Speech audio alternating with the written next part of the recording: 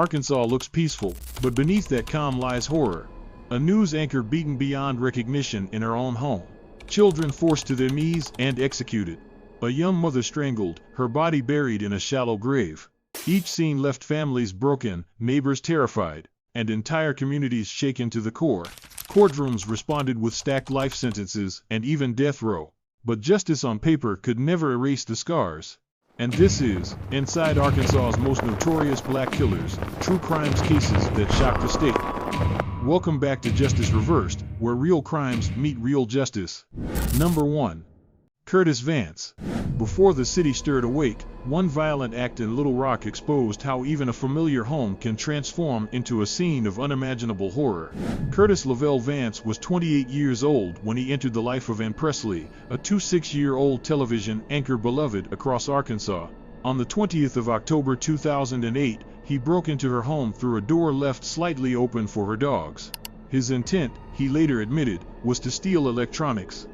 But when Presley awoke and caught him in the act, the crime escalated into brutality.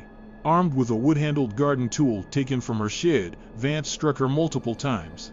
Her skull, nose, and jaw were crushed so severely that investigators described her face as broken like an egg. Defensive wounds showed her final struggle as she tried to shield herself. He raped her, stole her purse and credit card, and left her unconscious in her bedroom.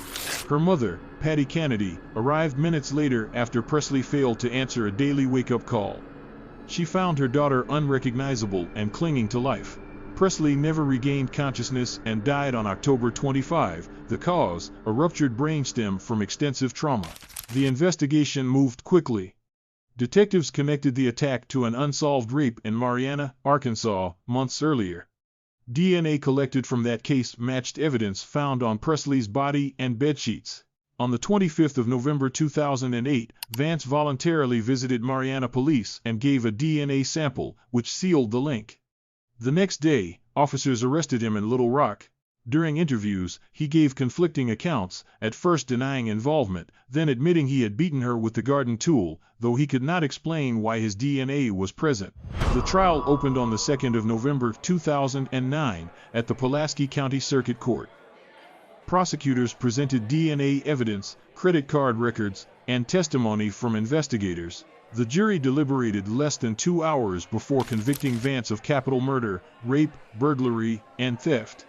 On November 11, the same jury sentenced him to life in prison without parole. In court, Vance appeared impassive as Ann's stepfather, Guy Kennedy, told reporters, "Nothing that's been done here will ever bring Ann back, but this ensures he never harms another soul." Public reaction was immediate. Flowers and mementos covered Presley's home. Colleagues at KATV wept on air while announcing her death. The case dominated headlines nationwide, highlighting the vulnerability of public figures and sparking debate about safety and random violence. From this tragedy, clear warnings emerge.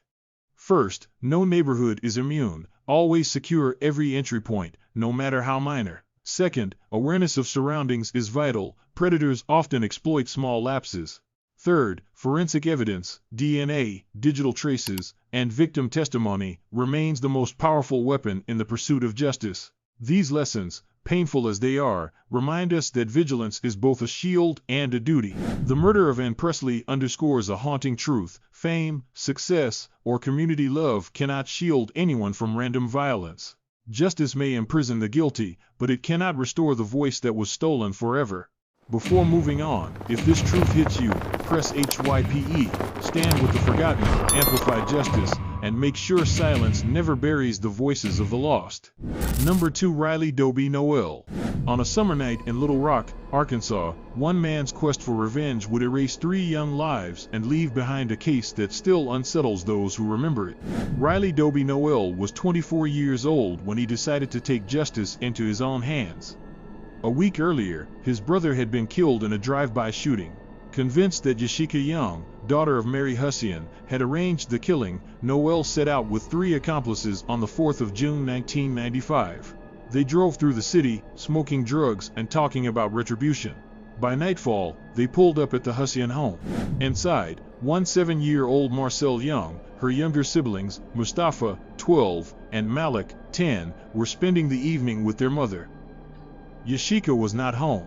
Noel forced the 3 children onto the kitchen floor, execution style. Prosecutors later described how he fired a shot into each child's head, 2 at close range in the back of the head, 1 in the forehead. Their blood mingled on the floor as Mary Hussian fought off another intruder in another part of the house. Kyle Jones, Marcel's fiancé, jumped out of a bathroom window, his leg wounded, and ran for help. The murders shocked the community. Mary Hussian, stumbling into her kitchen, found her children dead. Noel fled but was arrested 4 days later after accomplices Curtis Cochran and Tracy Calloway gave statements to police. In court, Calloway testified that everyone in the car knew what Noel intended. Cochran agreed, saying Noel had announced his plan before they arrived. Noel's trial in July 1996 ended with a swift verdict. The jury convicted him of 3 counts of capital murder and 1 count of attempted capital murder. On July 18, he was sentenced to death. Deputy Prosecutor John Johnson emphasized to jurors that the killings were not random but revenge-driven, carried out with deliberate cruelty. During appeals, Noel's lawyers raised claims of brain damage, low IQ, and poor impulse control. Psychologists testified to developmental delays and neurological deficits. But the courts were unmoved. The Arkansas Supreme Court upheld his conviction in 1998, and the U.S. Supreme Court declined to intervene. His mother, Valerie Essery, pleaded for mercy, and even Mary Hussian, once a powerful voice for execution, later forgave him and supported clemency. But in June 2003, the parole board voted against it. On the 9th of July 2003, Noel was executed by lethal injection at the Cummins unit. Witnesses said his chest heaved violently before he lay still, eyes open, staring at the ceiling. His last words were, "I want my family to know I love them. I want my kids to know I love Jesus." From this tragedy come hard lessons. Grief-driven violence creates new victims without restoring justice. Execution-style killings remind us of how fast anger escalates into irreversible acts. And mental health intervention, if ignored, can feed cycles of destruction that end in prison or death. Riley Noel's story ends with a haunting reminder: revenge does not heal wounds, it multiplies them, leaving generations trapped in its shadow. Number 3. Stacey Johnson.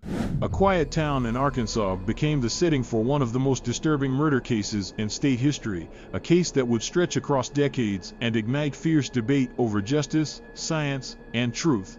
Stacey Eugene Johnson was only 23 when prosecutors said he entered the home of Carol Jean Heath in DeQueen on the night of the 1st of April 1993. Carol was a young mother raising 2 children, Ashley, just 6 years old, and Jonathan, only 2.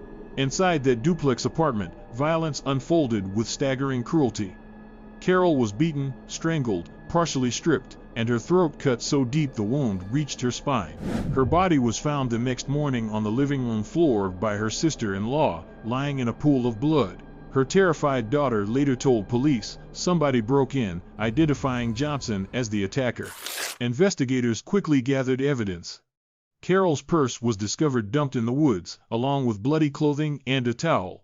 A green pullover shirt carried blood linked to Carol Heath and hairs of African American origin. DNA testing, then still in its early stages, pointed toward Johnson but did not conclusively exclude others. Cigarette butts and additional hairs also tied him to the crime scene. He was later arrested in New Mexico. In 1994, a Sevier County jury convicted Johnson of capital murder and sentenced him to death.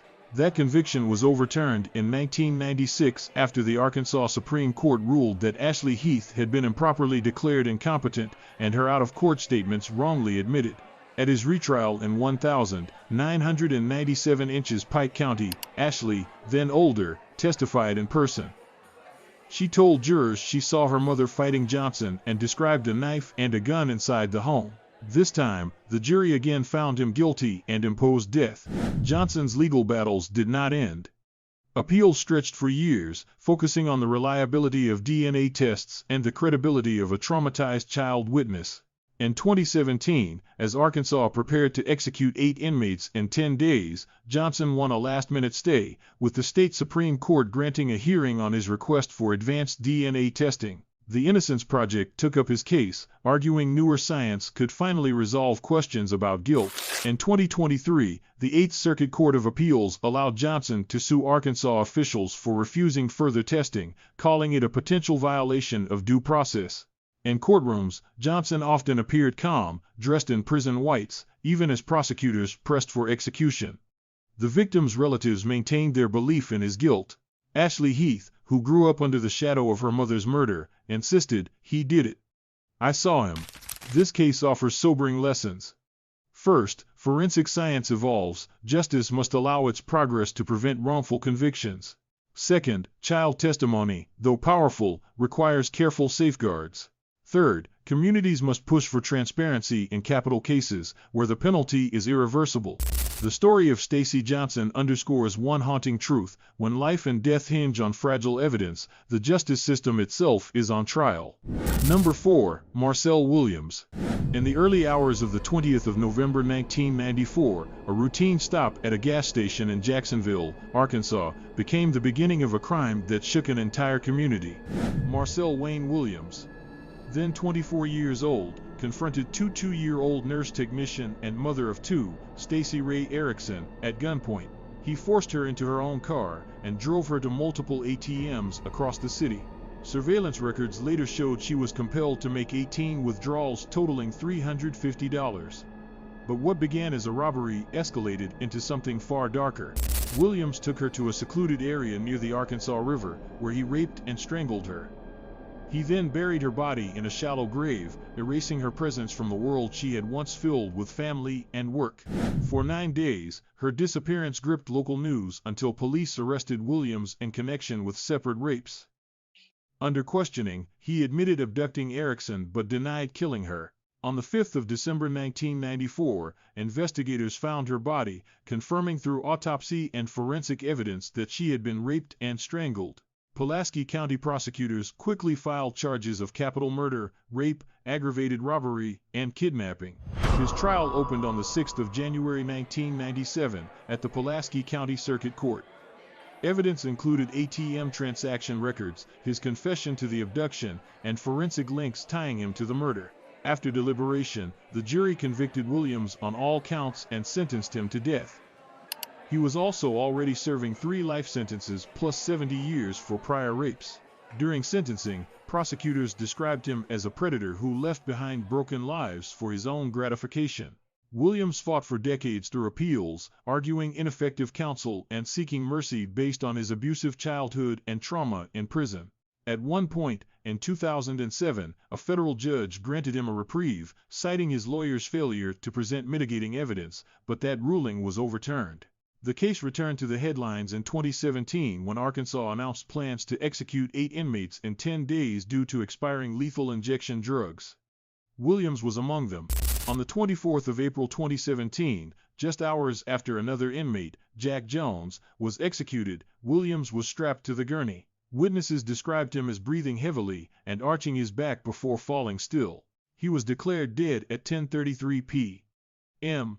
Erickson's twin brother told reporters afterward, "Justice has been served, it's about time." Governor Asa Hutchinson echoed that the decision brought closure to a family that had suffered for over 2 decades. From this case emerge vital lessons. Opportunistic crimes can escalate rapidly. Never assume compliance guarantees safety. Public vigilance, from ATM security to reporting suspicious behavior, can disrupt predators. Finally, while legal appeals safeguard rights, victims' families endure immeasurable delays in closure when justice drags on. The execution of Marcel Williams leaves behind more than a legal record. It confronts society with a stark truth: justice can punish the guilty, but it can never restore the life that was stolen. Number 5.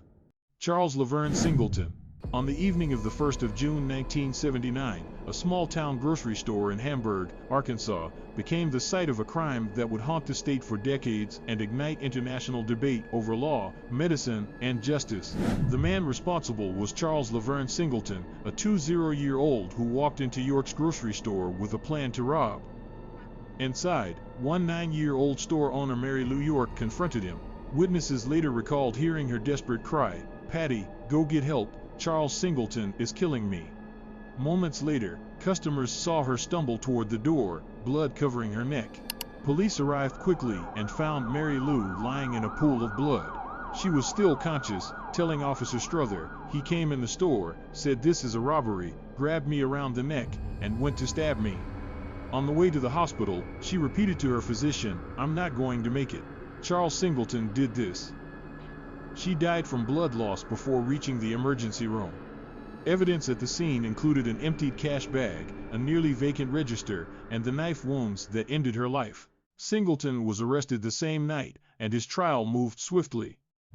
On the 30th of October 1979, an Ashley County jury convicted him of capital felony murder and sentenced him to death. For the victim's family, the guilty verdict brought some relief, but it marked the beginning of a 24-year legal battle. The case became one of the most controversial in U.S. death penalty history because of Singleton's deteriorating mental health. Diagnosed with paranoid schizophrenia, he heard voices, believed demons haunted his cell, and even claimed Mary Lou was still alive, waiting for him. Prison doctors noted he was coherent only when medicated. The central legal question was stark: could a state forcibly medicate a prisoner to make him sane enough to execute? For decades, courts weighed appeals. In 2001, a panel of the 8th U.S. Circuit Court of Appeals recommended life without parole, but the full court reversed it in 2003, ruling that the side effect of sanity from medication did not exempt him from execution. The U.S. Supreme Court declined to intervene.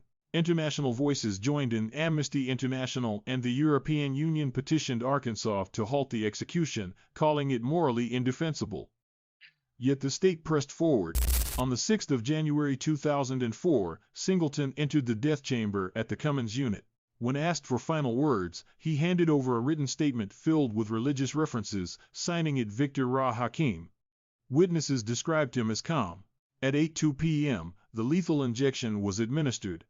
By 8:06, he was pronounced dead. This case leaves difficult lessons. Robberies often escalate to fatal violence. Compliance is not always protection. Mental illness demands early recognition and treatment before tragedy occurs. And the justice system must continually balance punishment with ethical responsibility, especially when life and death hang in the balance. The execution of Charles Singleton stands as a reminder that the line between justice and morality is never simple, and when blurred, it leaves a lasting scar on society. Number 6. Ledell Lee. On the 9th of February 1993, a quiet neighborhood in Jacksonville, Arkansas, was shattered by the brutal murder of a young woman in her own home, a crime that decades later would raise troubling questions about justice itself. The victim was 26-year-old Debra Reese, a nurse technician's daughter and newly married. Her husband had given her a small wooden tire thumper for protection while he worked away from home. That very object became the weapon used against her. Prosecutors alleged that her neighbor, 27-year-old Ledell Lee, forced his way inside, strangled her, and struck her 36 times with the club. The scene was described as shocking, with blood splattered across the walls and floor. Within hours, police arrested Lee after neighbors reported seeing him near Reese's home. Evidence presented at trial included his possession of a $100 bill with a serial number nearly identical to Bill's. Reese's father provided to police and testimony that Lee had been spotted entering and leaving her residence. He was charged with capital murder, robbery, burglary, and theft. The jury found him guilty in October 1995, sentencing him to death. But the trial left glaring omissions. His first trial had ended in a hung jury, partly because of alibi witnesses. At the second trial, those witnesses were never called. Defense attorney Craig Lambert, later admitting to severe substance abuse during his representation, failed to present crucial evidence. Years of appeals followed. Lee's attorneys, joined by the Innocence Project and the ACLU, repeatedly asked for modern DNA testing of the crime scene evidence, assay, hair, blood, and the weapon itself. Courts consistently denied these requests, often stating it was too late. Meanwhile, forensic experts began to dismantle the state's case. Pathologist Michael Baden testified that facial injuries thought to have come from Lee's shoes were in fact incompatible with them. New testing years later revealed DNA from an unknown male on the murder weapon and the shirt wrapped around it. None of the fingerprints collected matched Lee. Despite these mounting doubts, Arkansas scheduled a wave of executions in April 2017 due to expiring lethal injection drugs. Lee's execution went forward on April 20 at 11:44 p.m. Lethal injection drugs were administered, and he was pronounced dead at 11:56.6. Just 4 minutes before his death warrant expired. He declined to make a final statement, but in a BBC interview before his death, he had said, "My dying words will always be, I am an innocent man." The case reverberated worldwide. Amnesty International, human rights groups, and local voices questioned whether Arkansas had executed an innocent man. Debra Reese's family expressed relief at the closure, while critics called it a miscarriage of justice. The lessons are sobering. Eyewitness testimony can be unreliable under pressure, forensic evidence must be tested with the best available technology, and poor legal defense can irreparably alter lives. Ledell Lee's execution remains a chilling reminder that when the machinery of justice moves faster than truth, the cost can be irreversible. Number 7. Kenneth Williams. On a fall evening in Arkansas, a string of murders unfolded that revealed not only the violence of one man but also deep flaws in the state's prison system. That man was Kenneth Dwayne Williams, just 19 when his crime spree began in December 1998. Armed with a revolver, he abducted Dominique Nikki Hurd, a 19-year-old University of Arkansas cheerleader, and her boyfriend Peter Robertson. He forced Robertson to withdraw cash before lining them up behind a shed. After asking where they were from, he opened fire. Nikki died instantly, shot in the head, while Robertson survived to identify him. Hours later, Williams robbed and shot 6-year-old Gerald Jenkins, leaving his body in a ditch. Convicted of Hurd's murder, Williams was sentenced to life in prison at the Cummins unit. But less than a month later, on the 3rd of October 1999, he staged a shocking escape. Hidden inside a 500-gallon barrel of pig slop, he was hauled out by a garbage truck. Hours later, he reached the home of 7-year-old Cecil Boren, a retired prison warden. Williams shot him multiple times, dragged the body inside, and stole his truck, guns, and jewelry. The next day, police in Missouri spotted him, sparking a 60-mile chase at 120 miles per hour. It ended when Williams slammed into a vehicle driven by 4-year-old Michael Greenwood, killing him instantly. Witnesses later testified that Williams spat on Greenwood's body before fleeing. He was caught minutes later.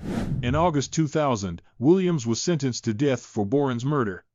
Jurors cited his escape and killing while already serving life as aggravating factors. Years later, he confessed to Jenkins's murder as well. At trial, prosecutors called him a predator who sought to dominate. His final years were marked by appeals, claiming intellectual disability, citing childhood abuse and brain damage. Human rights groups condemned Arkansas for scheduling 8 executions in 11 days before its lethal drug supply expired. Amnesty International denounced it as a conveyor belt of death. Yet, Boren's widow insisted, "We've been waiting a long, long time. People have to be punished." On the 27th of April 2017, Williams entered the death chamber at Cummins Unit. His last words, read aloud by an official, included, "I humbly extend my sincerest apologies to the families I senselessly wronged." He also thanked Kayla Greenwood, daughter of one of his victims, for forgiving him and arranging for his family to visit. Witnesses described his execution as disturbing. As the lethal injection took effect, he gasped, convulsed, and lurched violently more than a dozen times. State officials claimed it was an involuntary muscular reaction. Reporters called it one of the most unsettling executions they had seen. The case offers grim lessons. Childhood abuse can fuel cycles of violence if left unaddressed, prison security failures can cost innocent lives, and rushed executions risk eroding trust in justice. Kenneth Williams' story remains a chilling reminder that unchecked violence leaves behind not closure, but haunting questions about justice and humanity. Number 8. Debra Sue Tuggle. In Arkansas, a case once hidden behind medical explanations revealed a chilling truth. A mother whose children died one after another was not a victim of tragedy, but its cause. Her name was Debra Sue Tuggle, a woman later described as one of the rarest predators, an African-American female serial killer of children. Between 1974 and 1982, 4 of her own children and the daughter of her boyfriend died under her care. At first, doctors attributed the deaths to sudden infant death syndrome or pneumonia. 2-month-old Thomas Bates, 2 one-month-old William Henry and 9-month-old Ronald Johnson were all buried without suspicion. In 1979, 2-month-old Terrence Tuggle also died, again ruling SIDS. The pattern went unrecognized until the 23rd of June 1982. That night, while her boyfriend George Paxton was out, Tuggle paged him. His 2-year-old daughter, Tamekia Shanae Paxton, was dead. At first, her cause was listed as pneumonia. But in November 1983, Pulaski County Coroner Steve Nowicek noticed the unusual cluster of infant deaths linked to one woman. Dr. Alexander Merrill also recognized the names on a list of cases and alerted authorities. When State Medical Examiner Dr. Fahmy Malik re-examined Tamekia's body, he concluded she had been suffocated. Police reopened the earlier cases. In March 1984, Tuggle was arrested. During questioning, she admitted placing a pillow over Tamekia's face for about 2 minutes to stop her crying. Investigators began working backward, but evidence from the earlier deaths had already eroded. At her September 1984 trial, jurors convicted her of second-degree murder in Tamekia's death. Though prosecutors pressed for harsher punishment, the jury recommended the minimum 10-year sentence. Charges for the deaths of her own sons were later dismissed. Statutes of limitations had run out, and without modern forensic evidence, judges ruled the cases unprovable. George Paxton, torn between grief and guilt, told reporters, "My daughter should not be dead. I brought a woman into my house who killed my child." He added, "She's a sick person, but somebody should have stopped her." Tuggle's mental health history added another layer of tragedy. She had once shot herself in a suicide attempt, was briefly hospitalized, and later tried to end a pregnancy with a coat hanger. Doctors noted signs consistent with Munchausen syndrome by proxy, a disorder in which caregivers harm dependents for attention. Yet each time, the system released her back into society. Her case drew international attention to systemic failures. Coroner Nowicek called it a breakdown in the system, warning that poor communication between hospitals, social workers, and coroners allowed Tuggle to go undetected for nearly a decade. From this case come 3 stark warnings: repeated child deaths in one family must always trigger deeper investigation, loopholes in law can shield serial offenders, and untreated mental illness may evolve into deadly violence. Debra Sue Tuggle walked free in 1994 after serving her sentence. Her story remains a chilling reminder that silence and systemic failure can cost the most innocent lives. Number 9. Terrick Terrell Nooner. In the early hours of the 16th of March 1993, a laundromat in Little Rock became the scene of a killing that shocked Arkansas and was later replayed in court through chilling surveillance footage. The gunman was Terrick Terrell Nooner, then just a teenager, whose name would soon be tied to one of the most notorious laundromat murders in the state.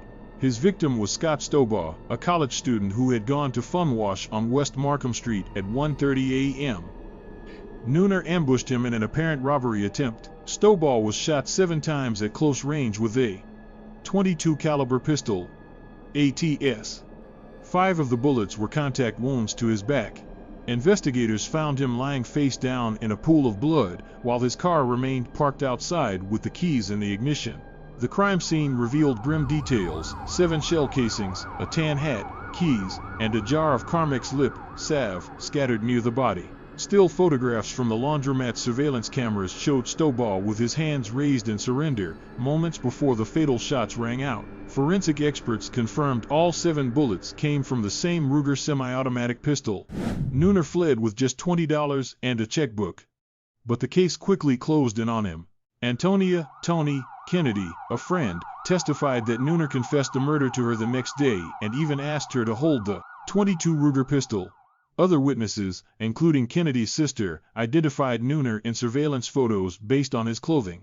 On the 23rd of April 1993, police arrested him, and prosecutors charged him with capital murder, aggravated robbery, and theft. During trial, jurors heard about his troubled past, years of abuse, psychiatric hospitalizations, and a teenage descent into alcohol and violence. Yet, the evidence was overwhelming. The jury found 2 aggravating circumstances: he had committed violent felonies before, and the killing was for pecuniary gain. With no mitigating circumstances, they sentenced him to death. As appeals began, the case exposed deep questions about mental health and the death penalty. Lawyers described Nooner's erratic writings from death row, where he claimed officials were poisoning his food and practicing witchcraft. Conflicting psychiatric evaluations fueled debate. Was he truly delusional or feigning illness to delay execution? The Eighth Circuit eventually ruled that his waiver of appeals was not knowing and voluntary, since he believed a hidden lawsuit would set him free. This kept him on death row, where he remains at Arkansas's Varner Supermax. The Stobaugh family testified about the crushing impact of Scott's death. At their request, his image was blurred in photos released to the press. Prosecutors argued that the senseless execution of a young man for pocket change demanded the highest penalty, a stance many in the community supported.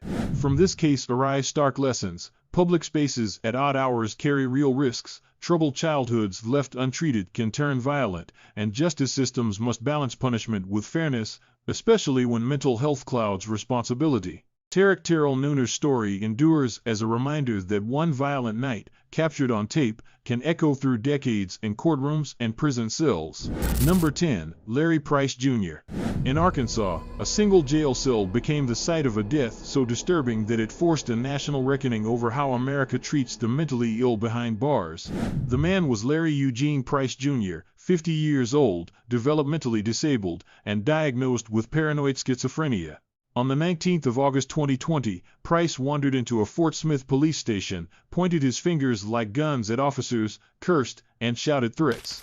Officers knew him from previous encounters, but this time they charged him with felony terroristic threatening. His bail was set at $1,000. He needed just $100 to walk free, but with no money, he remained in custody. Price was taken to Sebastian County Detention Center. He was placed in solitary confinement, where he would spend the next year. At nearly 200 pounds when booked, his decline was visible and severe. His psychiatrist, Dr. Jawun Lewis, discontinued his antipsychotic medications and never arranged a transfer to a mental health facility. Over time, Price became delusional, disengaged, and unrecognizable. He stopped eating properly, drank from the toilet, and was reported to consume his own feces. Despite his condition, jail logs marked inmate and cell OK, as his body was wasted away. By the summer of 2021, he weighed little more than 90 pounds. On August 29, officers found him lying in standing water and urine. Emergency responders were called, but a defibrillator could not be used because the floor was soaked. At Mercy Hospital, Price was declared dead. His cause of death, acute dehydration and malnutrition. The autopsy shocked even seasoned experts. One compared his death to torture and non-consensual medical experimentation under the Nazi government. For his family, the tragedy was compounded by a cruel fact. They never knew his bail was only $100. His aunt, Beverly Ann Relaford, said through tears, "If I had known, he'd still be alive." Attorney Eric Heapt, representing the family, argued that Price was essentially jailed for being in a mental health crisis.